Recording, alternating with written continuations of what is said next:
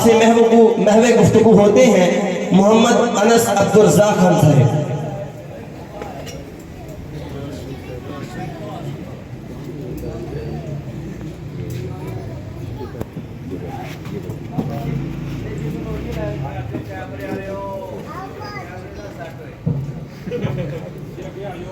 السلام علیکم ورحمۃ اللہ وبرکاتہ۔ الحمدللہ وحدہ والصلاة والسلام علی من لا نبی بعدہ، اما بعد فاعوذ باللہ من الشیطان الرجیم، بسم اللہ الرحمن الرحیم۔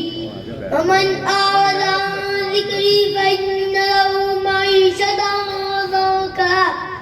صدق اللہ العظیم۔ اسلام اگر منظور نہیں، قرآن اگر دستور نہیں، اسلام اگر منظور نہیں، قرآن اگر دستور نہیں، پھر خاک ایسی آزادی پر یہ ملک کے لشکر کچھ بھی نہیں۔ اسلام سے تجھ کو قوت ہے، اسلام کو تجھ سے قوت ہے، ملت کا مداوا اس کے سوا اے جانے محشر کچھ بھی نہیں۔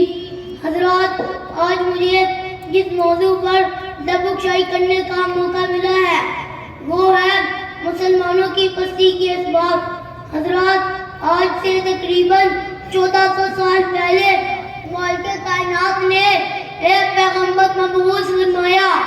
اس پیغمبر کے آنے سے پہلے اس دنیا کائنات میں اندھیرا ہی اندھیرا تھا، ظلم و ستم کا دور دورہ تھا، بچیوں کو زندہ دفن کیا جاتا تھا، عورت کے چہرے پر پردہ نہ تھا، مزدوروں کا حق ادا نہیں کیا جاتا تھا، اوقات کے بازاروں میں نوجوان لڑکیوں کی بولیاں لگائی جاتی تھی، بہو بیٹی بہن نہیں بن سکتی تھی، عورت کی حیثیت ایک استعمال شدہ کپڑے جیسی تھی۔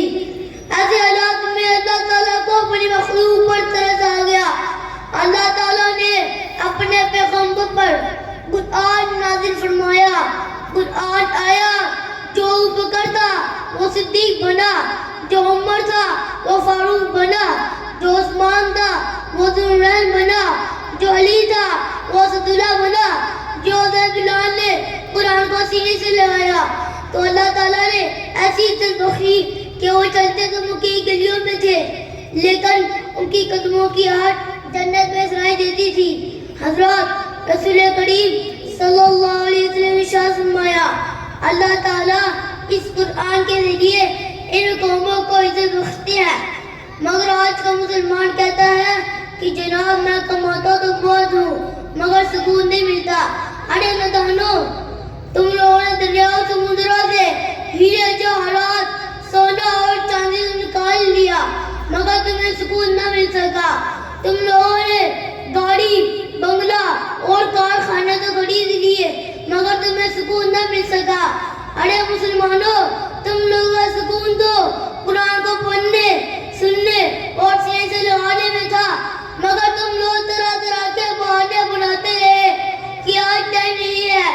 ارے نادانو، تم لوگوں کے پاس ناول، ڈائجسٹ پڑھنے اور سننے کے لیے ٹائم تو ہے، رات کی تنہائی میں موبائل اسکرین پر فوش ویڈیوز دیکھنے کے لیے ٹائم تو ہے، ہاں مگر ہمارے پاس ٹائم نہیں تو قرآن کو پڑھنے کا ٹائم نہیں، ہمارے پاس ٹائم نہیں تو قرآن کو سننے کا ٹائم نہیں، ہمارے پاس ٹائم نہیں تو قرآن کو سینے سے لگانے کا ٹائم نہیں۔ یہی وجہ ہے کہ مالک کائنات نے ہمارے اوپر ظالم حکمران مسلط کر دیے، وہ حکمران جن کی دیہات یہود جیسی، وہ حکمران جن کے شہرے ہندو جیسے، جن کے شب و روز کے معاملات یہود و ہنود جیسے۔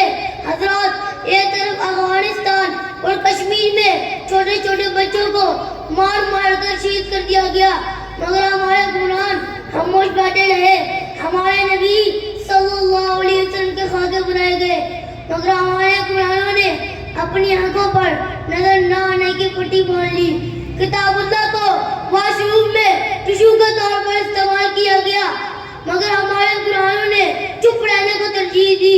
محترم سامعین، حال ہی میں یہودیوں نے ہمارے قبلہ اول مسجد اقصی فلسطین کے کمزور اور نہتے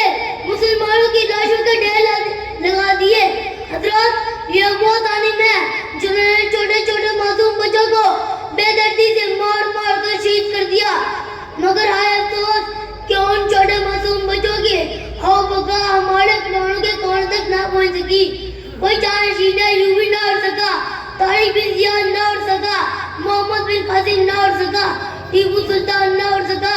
ارے مسلمانوں اٹھو, ایک ہاتھ میں اللہ کا قرآن لے کر, دوسرے ہاتھ میں محمد عربی صلی اللہ علیہ وسلم کا فرمان لے کر اللہ کے قرآن کو, محمد عربی صلی اللہ علیہ وسلم کے فرمان کو عام کر دو اور ان ظالموں کو بتلا دو کہ ابھی مسلمان زندہ ہے, ابھی مسلمانوں میں خیر زندہ ہے. اللہ کے قرآن کے لیے اٹھو گے, اللہ کے قرآن کے لیے اٹھو گے, ایسے نہیں کرو چاہے کرے اگر بدلے, اللہ کے قرآن کے لیے اٹھو گے, اللہ کے قرآن کے لیے اٹھو گے, سوئے کرو چاہے سوئے کرے اگر بدلے, اللہ کے قرآن کے لیے اٹھو گے, اللہ کے قرآن کے لیے اٹھو گے, محمد عربی صلی اللہ علیہ وسلم کے فرمان کے لیے اٹھو گے, اللہ کے قرآن اور محمد عربی صلی اللہ علیہ وسلم کے فرمان کے لیے اٹھو گے, اللہ کے قرآن کے لیے محمد عربی صلی اللہ علیہ وسلم کے فرمان کے لیے اٹھو گے. آخر میں یہی کہوں گا, آسمان کی بلندیوں میں تھا کبھی مسلم کا ستارہ, آسمان کی بلندیوں میں تھا کبھی مسلم کا ستارہ, مسلم ہی نے بدلا تھا کبھی حالات کا تارا. حالت اب یہ ہے کہ بدئی نہیں جاتی, حالت اب یہ ہے کہ بدئی نہیں جاتی, ہائے افسوس اب فرق بھی دیکھتا ہے ان کی پستی کا نظارہ. ہمارے نائن البلاغ مبین والسلام.